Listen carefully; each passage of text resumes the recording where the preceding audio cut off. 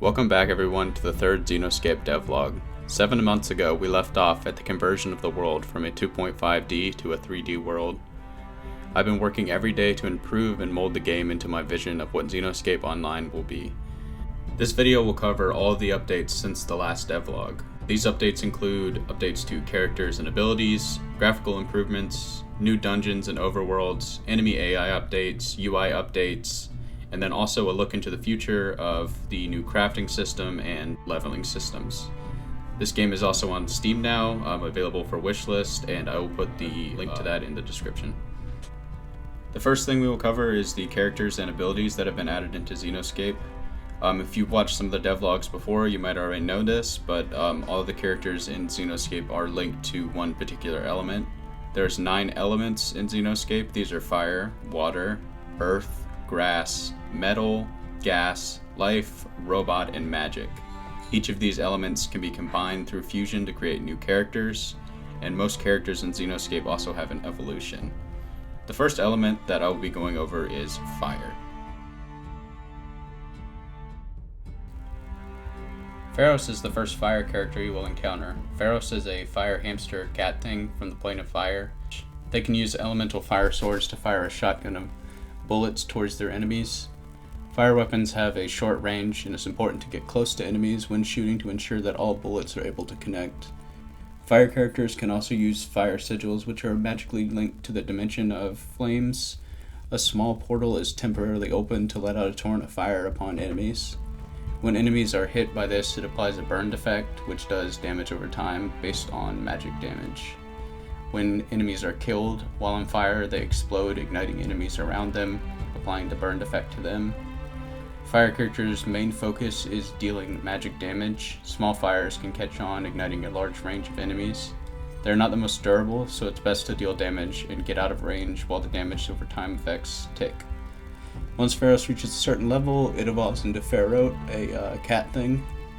And then once this character reaches a certain level, it evolves into Fair Wraith, which is this.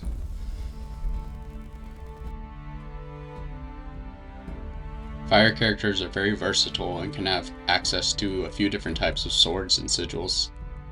There are options among them that provide better range with the sacrifice of damage, and higher damage with the sacrifice of range. Sigils may seem underwhelming at first, but the higher tiered sigils can do huge amounts of damage over time. The shape and distance that a sigil fires also varies through the tiers. This adds some extra versatility and can differ in the range as well. Fire characters love to be the center of attention and function as a jack of all trades.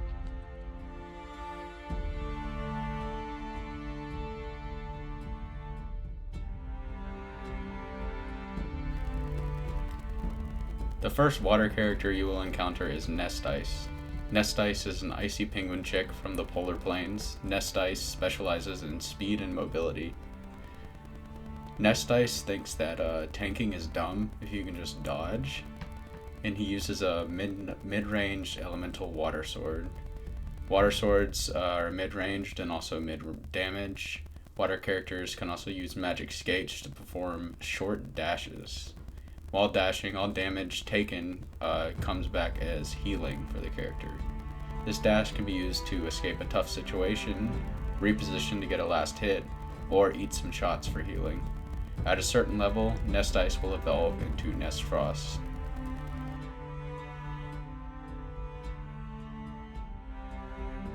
After evolving into Nest Frost, it can evolve into Slice Sickle.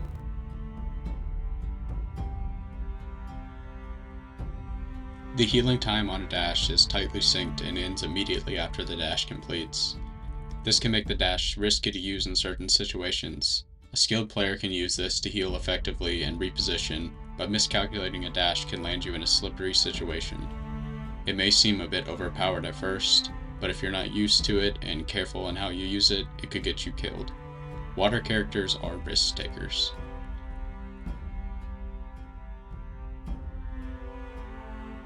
The first Earth character you will encounter is Rakochu, the sand beetle. Rakochu comes from the desert plain and specializes in survivability and range. Earth characters use earth staffs and wands, which are low damage but long range. Earth characters can also access Earth glyphs, which can drop rocks on their enemies. A direct hit will knock an enemy into the ground, shortly immobilizing them. Indirect hits slow and deal damage.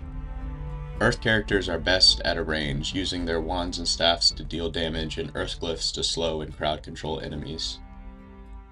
Raw Kochu eventually evolves into Chai Kochu. Chai Kochu eventually evolves into Meiji Kochu. Earth characters are generally pretty safe and can make reliable grinding characters. They have a good mix of survivability and AoE magic damage that makes them good for providing crowd control at a distance and controlling the flow of fights.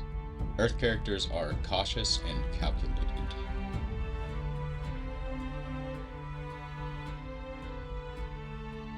The first plant character you will encounter is Kaijusaur. Kaijusaur is a dinosaur hatchling from the jungle plane. Plant characters use plant wands and plant staffs, which are mid-range and low damage weapons. Some of these wands and staffs can also pierce enemies. Plant character weapons are somewhat weak and they rely more on their minions to deal damage. They function as a summoner and healer class. Plant characters have a good range and can provide much needed healing to the team in tough situations. After reaching a certain level, Kaijusaur can evolve into this ugly thing, which I think I'm going to change this. Sort of looks like Reptar from the Rugrats and doesn't really fit into the color of the evolution line. And then after some time, this monstrosity evolves into this cool dragon thing, Megigiro. Plant character strengths rely on their minions. As of now, the minions that can be used are the T-Rex, Slime, and the Bush Wizard. These minions can attack enemies, and some of them can even heal players. Minions healing and damage both scale with magic damage, with the magic stat, and plant characters are very good team players. The first metal character you will encounter is Feywolf. Metal characters are meant to function as tanks. They use metal spears, a low-range, high-damage jab, and magnets which pull enemies towards the center and increase attack speed. Later in development, this will be reworked into two separate abilities. A gauntlet which can be held down to give increased defense and damage at the cost of speed, and a magnet that will still pull enemies towards the center but it will not give any stat boosts. Metal characters have the shortest range in the game but the highest damage. They make up for their range in defense and health stats. After some time, Feywolf evolves into Feralwolf, a slightly chunkier armored dog, and then later on evolves into Sparrowwolf, a cloaked wolf. Metal characters provide crowd control for the team, and they can tank a lot of damage. They work well with healers. Metal characters are stubborn and motivated.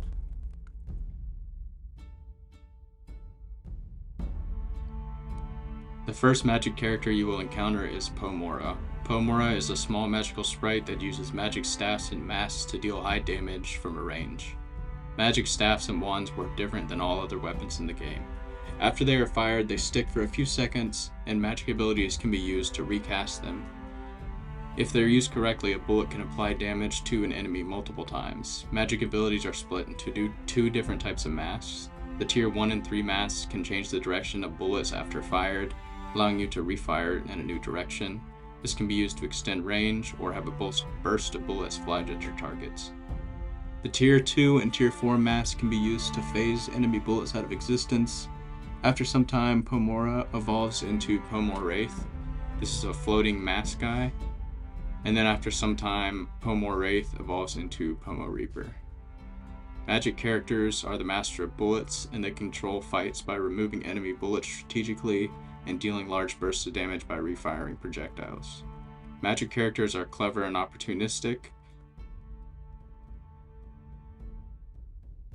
The last 3 characters are not fully complete yet. These classes are Gas, Life, and Robot. It's important to note that the Life class has cool bouncing bullets. Wowee.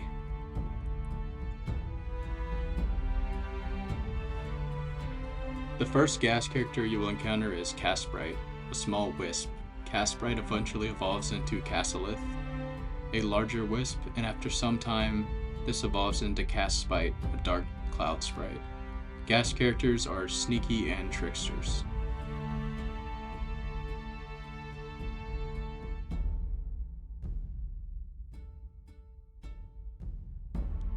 The first life character is Lilith, a small purple alien.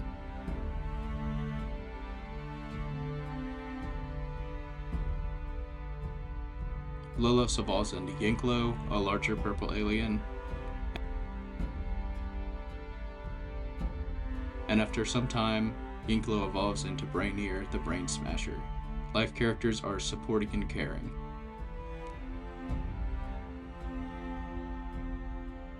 The first robot character you will encounter is Mechos. Mechos eventually evolves into Makos, a floating orb robot, and after some time, Makos evolves into a larger spider-legged deathbot. Repos. Repos's animations are pretty bad and will be reworked. This character is planned to use a laser weapon instead of a physical projectile weapon. The UI of the game has been updated significantly. I found that the old UI took up too much space on the screen, and with the newest update, I've centered the gameplay on the screen and overlaid the corners of the UI with the necessary components. I feel like this is better for immersion in gameplay, allowing a larger sight window with less UI and dead space. The health and mana bars have been moved to the bottom of the screen and are a lot more visible to the player. There's under bars under these health bars so that when you take a big chunk of damage, you'll see that red underbar that shows you how much damage it is, and then it shoots back to the position that the overbar is in. There's also a lot of other stuff that has gone in the last 8 months, probably not enough to cover in this video, but there's been a lot of updates to the graphics of this game. I've gone through and reworked, replaced, made some new shaders, lots of stuff with the shaders, just to get the game looking a lot cleaner. I had to fix the walls, and a lot of the characters and enemies had some pretty bad shaders on them, so I had to go through and fix that. There's now a dungeon in an overworld, the polar plane and the island plane. The island plane functions somewhat as an overworld, but as of now, it's just the beach and the water. So I'm going to be continuing to work on that one. The polar plains is fully completed with a boss fight, and it's kind of your traditional Realm of the Mad God type dungeon. It's very fun. There's been a lot of updates to enemy AI, so there's been a lot of stuff done to kind of make enemies feel smarter. Enemies can now see where your projectiles are going to land, and they can move away from that, kind of dash out of the way. You'll see that on some characters. Not everyone, every single enemy has the ability to do that. And then, some of the stuff to the bullets too, like when an enemy shoots a special bullet that's going to apply an effect to you, it can kind of let the player know that, hey, like this bullet's a little bit more serious than the other bullets, and those bullets have a trail behind them, and you can see that, or you'll be able to see that when looking to the world. um I also added a partially added a crafting system, and kind of a little shop into the game. If you do plan on joining some of the live testing, you'll be able to see this, and that's kind of where you'll buy your items to test out in. This game is also on Steam. You can wishlist this game, and I really would appreciate any wishlist that you can give. And playtests will be coming up at the end of the month, this month, so around end of December, beginning of January, in the next couple days. If you'd like to join the playtest, just make sure to join the Discord in the description, and I'll put all the info out on that. Looking at that coming out probably maybe the 28th, 29th, and then I am planning to keep it up a lot longer than the original playtest. And also thanks to everyone who joined the last playtest. Merry Christmas. Thank you, everyone. Goodbye.